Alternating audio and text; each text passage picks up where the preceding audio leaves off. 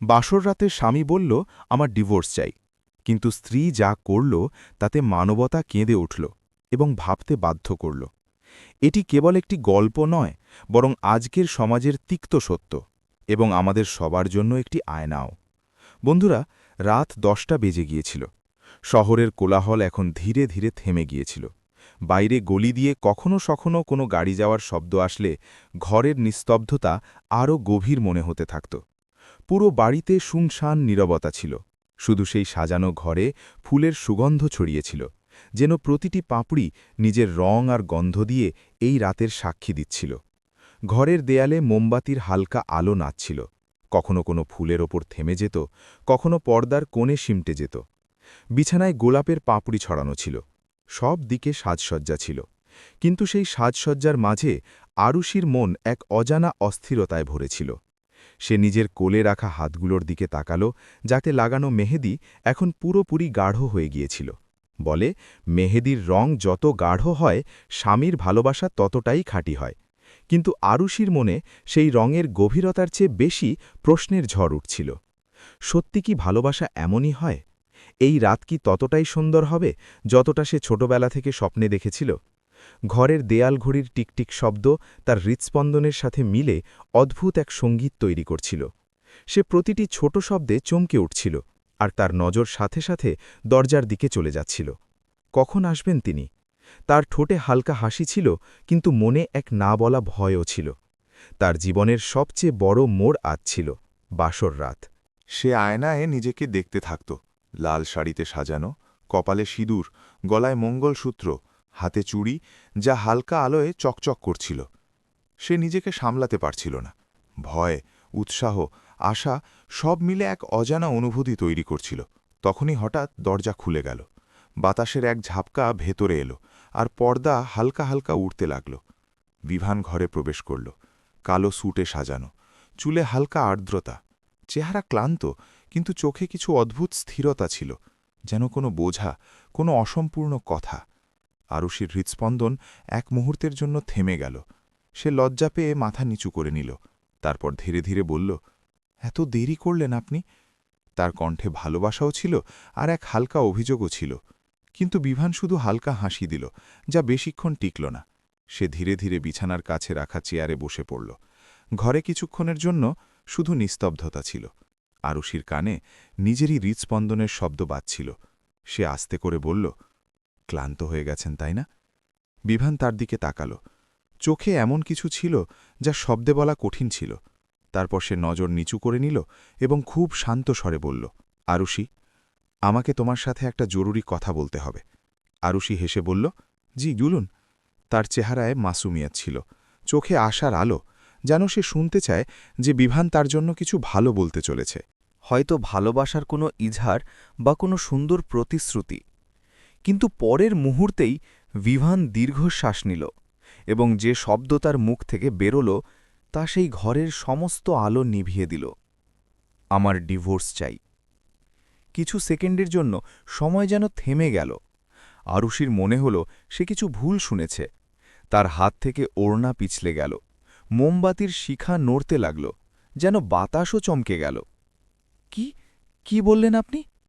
তার কণ্ঠ কাঁপছিল, চোখে অবিশ্বাস ছিল। বিভান ধীরে ধীরে মাথা নিচু করে নিল, যেন কোনো অপরাধীর মতো। ঘরের ফুলের গন্ধ এখন বোঝা মনে হতে শুরু করেছিল। আরুষির হৃৎস্পন্দন দ্রুত হতে লাগল, তার শ্বাস ভারী হয়ে গেল। সে উঠে দাঁড়িয়ে পড়ল। তার চেহারা সাদা হয়ে গিয়েছিল, ঠোঁট শুকিয়ে গিয়েছিল। আপনি মজা করছেন তাই না? সে কাঁপা গলায় জিজ্ঞাসা করল। কিন্তু বিভান শুধু নিজের চোখ বন্ধ করে নিল। তার নীরবতা আরুষির হৃদয় ভেঙে দিল। সে এগিয়ে গেল। একদিন, মাত্র একদিন হয়েছে এই সম্পর্কের, আর আপনি বলছেন যে ডিভোর্স? তার শব্দগুলো ভেঙে যাচ্ছিল, যেন তার হৃদয় প্রতিটি বাক্যের সাথে চূর্ণ হয়ে যাচ্ছিল। ঘরে রাখা ফুলগুলো এখন শুকিয়ে যাওয়া মনে হচ্ছিল। মোমবাতি টিমটিম করছিল, এবং বাতাসে এক না বলা যন্ত্রণা ছিল। আরুষির চোখ দিয়ে জল পড়তে লাগল। সেটা তার হাতের মেহেদিন উপর পড়ল। সেই মেহেদি যা এখন সবচেয়ে গাঢ় রঙে সেজেছিল, এখন সেই একই জিনিসের ওপর চোখের জল পড়ে ঝাপসা দাগ ছেড়ে যাচ্ছিল। সে বিভানের দিকে তাকাল। আপনি এই বিয়ে কেন করলেন, যদি মনে অন্য কারোর জন্য জায়গা ছিল? তার কণ্ঠে যন্ত্রণা ছিল, কিন্তু তাতে এখন এক স্থিরতাও ছিল। ভিভান কিছু বলল না, শুধু মাথা নিচু করে রইল। ঘর যেন তার উত্তরের অপেক্ষা করছিল, কিন্তু সেখানে শুধু নীরবতা ছিল, সেই নীরবতা যা চিৎকারের ছিল বেশি কষ্ট দেয়। আরুষি নিজের চোখের জল মোছার চেষ্টা করল, কিন্তু তা থামার নাম নিচ্ছিল না। তার প্রতিটি স্বপ্ন, প্রতিটি আশা, প্রতিটি ইচ্ছা সেই মুহূর্তে যেন ভেঙে গেল। বাইরে রাত এখন আরও গভীর হয়ে গিয়েছিল। চাঁদের আলো জানলা দিয়ে ভেতরে আসছিল, কিন্তু ঘরে যে অন্ধকার ছিল তা কোনো আলোতেই মেটার মতো ছিল না। সে ধীর স্বরে বলল, হয়তো আমার কপালে এটাই লেখা ছিল। এবং সে সেখানেই বসে পড়ল, যেখানে একটু আগে পর্যন্ত তার স্বপ্নের শুরু হওয়ার কথা ছিল। এখন সেখানেই তার গল্পের সবচেয়ে বেদনাদায়ক মোড় শুরু হয়ে গিয়েছিল। বাসর রাতের নীরবতা। ভিভান মাথা নিচু করে নিল। হ্যাঁ আরুষি, আমার ডিভোর্স চাই। এই বিয়ে আমার ইচ্ছায় হয়নি। ঘরে যেন সবকিছু থেমে গেল। দেয়ালে মোমবাতির শিখা টিমটিম করছিল, কিন্তু সেই হালকা আলোয় আরুষির চেহারা একদম ফ্যাকাশে হয়ে গিয়েছিল। তার কানে ভিভানের কথা বাজছিল, প্রতিটি শব্দ কোনো তীরের মতো বুকে বিঁধছিল। তার চোখ ভেজা ছিল এবং ঠোঁট শুকিয়ে গিয়েছিল। সে ধীরে ধীরে জিজ্ঞাসা করল, তাহলে কেন করলেন আপনি এই বিয়ে? তার কণ্ঠ কাঁপছিল, কিন্তু তার শব্দে এক অদ্ভুত সত্যতা ছিল, যেন সে এখনও বিশ্বাস করতে চায় যে হয়তো এসব কোনো ভুল বোঝাবুঝি। কিন্তু ভিভান দীর্ঘশ্বাস নিল। তার চোখ কোথাও দূরে দেখছিল, কারণ মায়ের শেষ ইচ্ছা ছিল, তিনি ক্যান্সারের সাথে লড়ছেন, শুধু চেয়েছিলেন যে আমি বিয়ে করে নিই, কিন্তু আমি অন্য কাউকে ভালোবাসি। আরুষির হৃদয় যেন কেউ মুঠোয় চেপে ধরল। তার মনে হঠাৎ হাজারো প্রশ্ন উঠল। যদি এসব কিছুই বাধ্য হয়ে করা হয়, তবে কেন সে ৭ পাক নিল? কেন সে তার কপালে সিঁদুর পড়াল? কেন সে তার চোখে সেই মিথ্যে আশা জাগাল? ঘরের নিস্তব্ধতা আরও গভীর হল। ফুলের সুগন্ধ, যা এতক্ষণ মোহনীয় লাগছিল, এখন দম বন্ধ করার মতো লাগছিল। মোমবাতির শিখা যেন ধীরে ধীরে নিভে যাওয়ার মতো ছিল, এবং আরুষির মন নিভে গিয়েছিল। তার শ্বাস ভারী হয়ে গেল। সে কাঁপা গলায় বলল, যদি আগে বলতে তবে আমি জেদ করতাম না, কিন্তু আজ ৭ পাক নিয়ে এটা বলা, এটাই কি ন্যায় বিচার? তার শব্দের সাথে তার গাল বেয়ে জল পড়তে লাগল, কিন্তু সে তা মোছার চেষ্টা করল না। হয়তো সে চাইছিল ভিভান সেই চোখের জল দেখুক, অনুভব করুক যে তার নীরবতায় কতটা চিৎকার লুকিয়ে আছে। ভিভান তার দিকে তাকাল। তার চোখেও অনুশোচনার ঝলক ছিল, কিন্তু সে শব্দে তা প্রকাশ করতে পারছিল না। সে বলল, আমাকে মাফ করে দাও আরুষি, আমি মিথ্যে জীবন বাঁচতে পারব না। আরুষির চেহারা যেন পাথর হয়ে গেল, তার চোখের জল থেমে গেল, কিন্তু চোখের আর্দ্রতা এখনও বলে দিচ্ছিল যে তার ভেতরে কি ঝড় চলছে। সে ধীরে ধীরে ওড়না ঠিক করল এবং ভিভানের চোখে চোখ রেখে বলল, ঠিক আছে ভিভান, যদি তোমার ডিভোর্স চাই তবে পাবে। তার কণ্ঠে এখন না যন্ত্রণা ছিল, না রাগ, শুধু এক নিস্তব্ধতা ছিল যা অনেক কিছু বলছিল। সে আরও বলল, কিন্তু মনে রেখো যে ভালোবাসার জন্য তুমি আমাকে প্রত্যাখ্যান করছো, তা একদিন তোমাকে প্রত্যাখ্যান করবে। তার চোখে তখন জল ছিল না, আগুন ছিল। তার শব্দে ভেঙে পড়া ভাব ছিল না, এক না বলা শক্তি ছিল। ঘরের বাতাস হঠাৎ ভারী হয়ে গেল। বাইরে থেকে আসা ঠান্ডা বাতাসও সেই নিস্তব্ধতাকে ভাঙতে পারছিল না। ভিভান চুপচাপ বসে রইল, তার নজর মাটিতে আটকে ছিল, যেন সে নিজেরই সিদ্ধান্তে লজ্জিত। আরুষি শেষবারের মতো তার দিকে তাকাল এবং তারপর নজর ঘুরিয়ে নিল। তার ভেতরে কিছু ভেঙে গিয়েছিল। সেই মেয়েটি যে কয়েক ঘন্টা আগে নিজের স্বপ্নের রাতের অপেক্ষা করছিল, এখন সেই রাতেই নিজের জীবনের সবচেয়ে বড় প্রতারণার মুখোমুখি হচ্ছিল। তার কানে এখনও ভিভানের কথা বাজছিল, আমি অন্য কাউকে ভালোবাসি। এটি একটি বাক্য ছিল না, বরং তার পুরো পৃথিবীকে মুছে ফেলার মতো সত্য ছিল। ঘরে রাখা ফুল এখন শুকিয়ে গিয়েছিল, মোমবাতির শিখা ধীর হয়ে গিয়েছিল, এবং দেয়ালে সাজানো ছবিগুলোও যেন তার যন্ত্রণা অনুভব করছিল। আরুষি ধীরে ধীরে নিজের হাতের মেহেদির দিকে তাকাল, যা এখন গাঢ় লাল ছিল। কিন্তু তার উপর পড়া চোখের জল তার রেখাগুলোকে ঝাপসা করে দিয়েছিল। সে মনে মনে বলল, হয়তো এই রং এখন সেই মানুষের নাম আর কখনো রাখবে না। বাইরে থেকে আসা বাতাস পর্দাকে নাড়াল এবং পুরো টেবিলে সাজানো গোলাপের মালা মাটিতে ছড়িয়ে পড়ল। সেই গোলাপ, যা এতক্ষণ তার টেবিলে সাজানো ছিল, এখন শুকিয়ে পড়ে গিয়েছিল, যেমন তার আশাগুলো। আরুষি এক লম্বা শ্বাস নিল এবং নিজেকে সামলানোর চেষ্টা করল। সে বিভানের দিকে তাকাল। আপনার সিদ্ধান্ত আপনার জন্য সঠিক হবে হয়তো, কিন্তু আমার জন্য এটি জীবনের সবচেয়ে বড় শিক্ষা। বিভান কিছু বলতে চাইল, কিন্তু শব্দ গলায় আটকে গেল। সে উঠে দরজার দিকে এগোল, কিন্তু আরুষি না থামাল না ডাকল।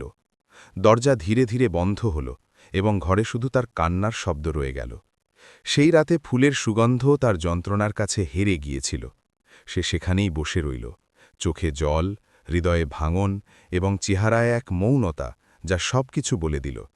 সেই রাতে আরুষি কিছু বলেনি, কিন্তু তার নীরবতা সেই সব বলে দিল যা কোনো শব্দ বলতে পারত না। সেই মুহূর্তেই তার ভেতরের মেয়েটি মারা গিয়েছিল এবং এক শক্তিশালী নারীর জন্ম হচ্ছিল, কোনো প্রতিশ্রুতি ছাড়া, কোনো আশ্রয় ছাড়া। এই রাত তার জীবনের সবচেয়ে বেদনাদায়ক এবং সবচেয়ে বদলে দেওয়া রাত হয়ে উঠেছিল।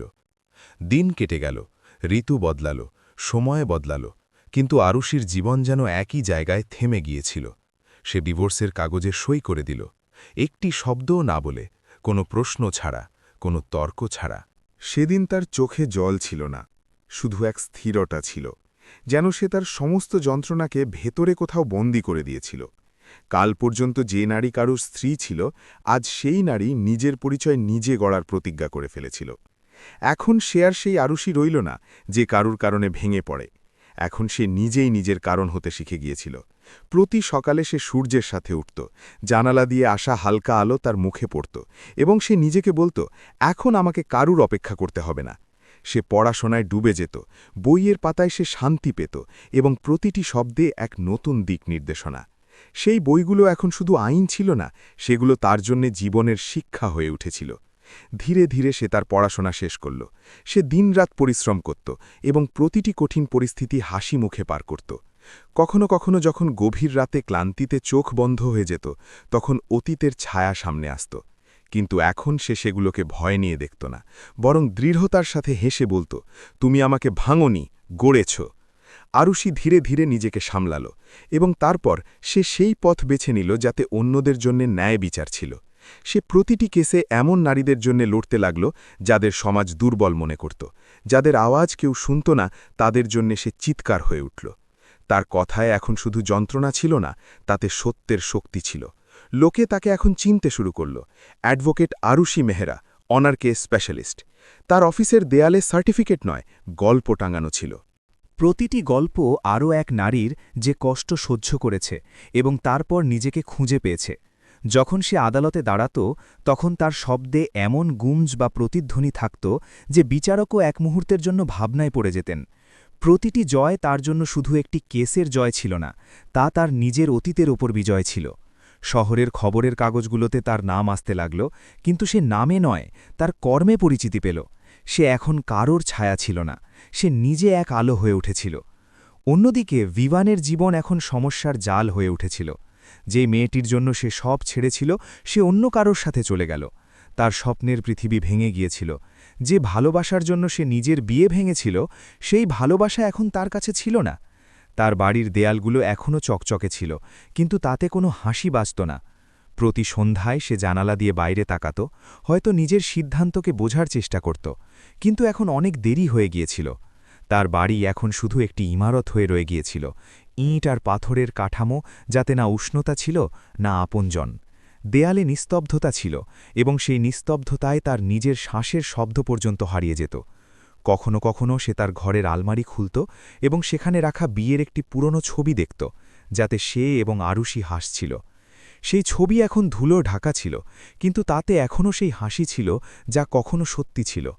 সে তখন বুঝতে পারল যে যেই নারীকে সে ছেড়েছিল, সেই তার জীবনের সবচেয়ে সত্যি ছিল। কিন্তু এখন কিছু ফিরে আসতে পারত না। ভিভানের মায়ের শরীর দিন দিন খারাপ হতে শুরু করল। হাসপাতালের সাদা পর্দা, ওষুধের গন্ধ এবং মনিটরের বিপিং শব্দ, এটাই তার পৃথিবী হয়ে উঠেছিল। মা শেষবারের মতো তার হাত ধরল এবং ধীর স্বরে বলল, বাবা, আমি তোর খুশির জন্য বিয়ে করিয়েছিলাম, কিন্তু এখন মনে হয় আমি ভুল করেছি। আরুষির মতো বউ ও তোর সত্যিকারের সঙ্গী ছিল। ভিভানের চোখ ভিজে গেল। মায়ের চোখ বন্ধ হয়ে গেল এবং ভিভান একা রয়ে গেল, নিজের অপরাধ বোধের সাথে। সে ভাবল হয়তো এখন কিছু অবশিষ্ট নেই, কিন্তু ভেতরে কোথাও এক ছোট স্ফুলিঙ্গ জ্বলছিল। হয়তো আরুষি এখনও তাকে মাফ করে দেবে। আরুষির জীবনে এখন এক নতুন রুটিন ছিল। সকালের চায়ের সাথে খবরের কাগজ পড়া, তারপর অফিস যাওয়া, কেস ফাইল তৈরি করা এবং সন্ধ্যায় বাড়ি ফিরে নিজের ছোট বারান্দায় বসে সূর্য অস্ত যেতে দেখা। সে একটি ছোট অ্যাপার্টমেন্ট নিয়েছিল, 2 রুমের, কিন্তু তাতে তার পুরো পৃথিবী মিশে গিয়েছিল। দেয়ালে তার ডিগ্রিগুলো টাঙানো ছিল, এক কোণে তার মায়ের ছবি এবং মাঝে এক ছোট মন্দির, যেখানে সে প্রতি সন্ধ্যায় প্রদীপ জ্বালাত। সে এখন একা ছিল না। তার সাথে তার উচ্চাকাঙ্ক্ষা ছিল, তার জয় ছিল। কিন্তু কখনো কখনো যখন রাত গভীর হয়ে যেত, তখন পুরনো স্মৃতি আসত। ভিভানের হাসি, তার কণ্ঠস্বর এবং সেই রাত। সে চোখের জল ফেলত না, এখন শুধু এক দীর্ঘশ্বাস নিয়ে বলত, সব কেটে গেছে। একদিন আরুষি এক নতুন কেস পেল। এক নারী যার বিয়ের 1 সপ্তাহ হয়েছে এবং স্বামী ডিভোর্স চেয়েছে। কেসের ফাইল পড়তে গিয়ে আরুষির চোখ ভরে এলো। ওই নারীর অবস্থা নিজের সাথে মিলে যাচ্ছিল। সে সিদ্ধান্ত নিল যে এই কেস সে নিজেই লড়বে। আদালতে তার যুক্তি এতই শক্তিশালী ছিল যে বিচারক নারীর পক্ষে রায় দিলেন। বাইরে বের হবার সময় ওই নারী আরুষির পা ছুল এবং বলল, আপনি আমার জীবন বাঁচিয়ে দিলেন। আরশি তাকে জড়িয়ে ধরল এবং বলল, না, তুমি নিজেই নিজের জীবন বাঁচিয়েছ, আমি শুধু পথ দেখিয়েছি। সেই মুহূর্তে সে অনুভব করল যে তার যন্ত্রণা এখন অন্যদের শক্তি হয়ে উঠছে। ভিভান এখন শহরের এক ছোট এনজিওতে কাজ করতে শুরু করল। নারী ও শিশুদের জন্য সে নিজেকে শাস্তি দিচ্ছিল, নিজের অপরাধবোধ কমানোর চেষ্টা করছিল। সেখানে সে সেই সব নারীদের গল্প শুনত যারা পারিবারিক হিংসার মধ্যে দিয়ে গিয়েছিল, যারা প্রতারিত হয়েছিল। প্রতিটি গল্প তাকে তার নিজের ভুলের কথা মনে করিয়ে দিত। একদিন এনজিওর মিটিংয়ে এক বক্তা এলেন, অ্যাডভোকেট আরুষি মেহরা। ভিভানের হৃৎস্পন্দন থমকে গেল। সে পেছনের সিটে বসে রইল মুখ লুকিয়ে। আরুষি নিজের কথা শুরু করল, আমি নিজে কষ্ট দেখেছি, ভেঙে যাওয়া দেখেছি, কিন্তু আমি এটাও শিখেছি যে ভেঙে যাওয়া শেষ নয়। ভিভানের চোখ ভিজে গেল। সে উঠে বাইরে চলে গেল, কিন্তু সেই দিনের পর সে সিদ্ধান্ত নিল সে আরুষির সাথে দেখা করবে। বছরের পর বছর পর ভিভান কোর্টে কোনো কেসে সাক্ষ্য দিতে এলো। সকালের ঠান্ডা বাতাসে আদালতের সিঁড়িগুলো যেন কোনো পুরনো সত্যের সাক্ষ্য দিচ্ছিল। সে হালকা ছাই রঙের স্যুটে ছিল, কিন্তু চেহারায় ক্লান্তি এবং চোখে অনুশোচনার রেখা স্পষ্টভাবে ভেসে উঠছিল। সে চারপাশে দেখল, উকিলদের ভিড়, ফাইলের খড়খড় শব্দ, কোর্টের করিডোরে গুমজে ওঠা আওয়াজ, সবকিছু সাধারণ মনে হচ্ছিল। কিন্তু তখনই মাইকে এক নাম গুমজে উঠল, advocate Arushi Mehra, honour case specialist. ভিভানের পা থমকে গেল, যেন কেউ সময়কে থামিয়ে দিয়েছে। তার হৃৎস্পন্দন থমকে গেল। সে ঘুরল এবং সামনে দাঁড়িয়েছিল আরুষি। সেই একই চেহারা, সেই একই চোখ, কিন্তু এখন তাতে যন্ত্রণা নেই, আত্মবিশ্বাস ছিল। সে শাড়িতে ছিল, সরলতায় মোড়ানো, কিন্তু তার চালচলনে সেই মর্যাদা ছিল যা যে কোনো স্থানকে মাথা নত করাতে পারত। তার চোখে এখন জল নয়, বরং শান্তি ছিল।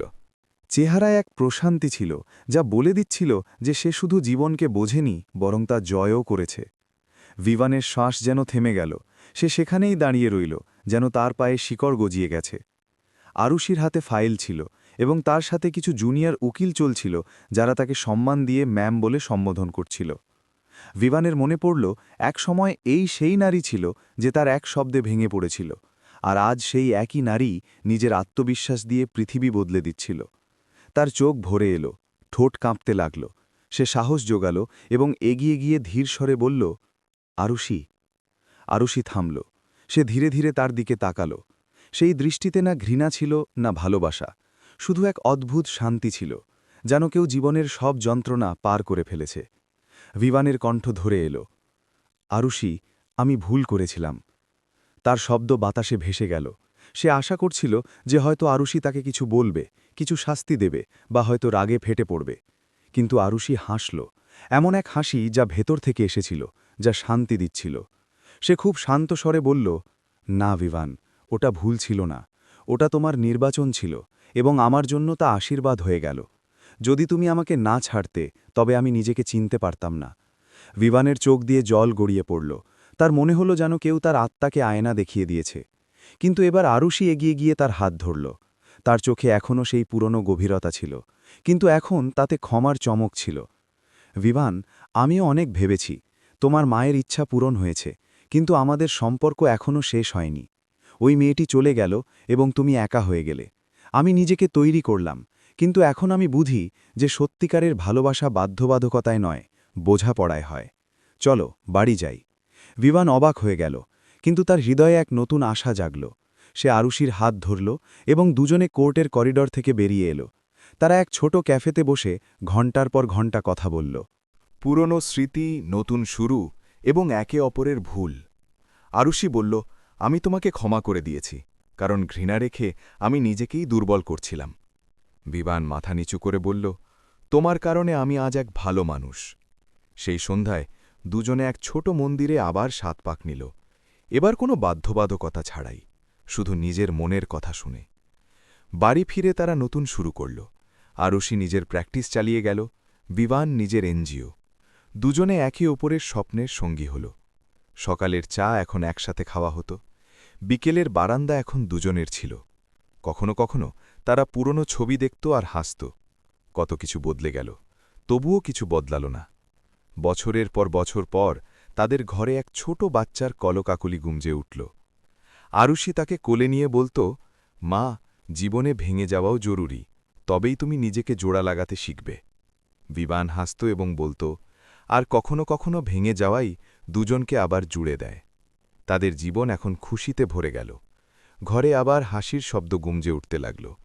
ফুলের সুগন্ধ ফিরে এলো এবং প্রতি সকাল এক নতুন আশা নিয়ে আসত।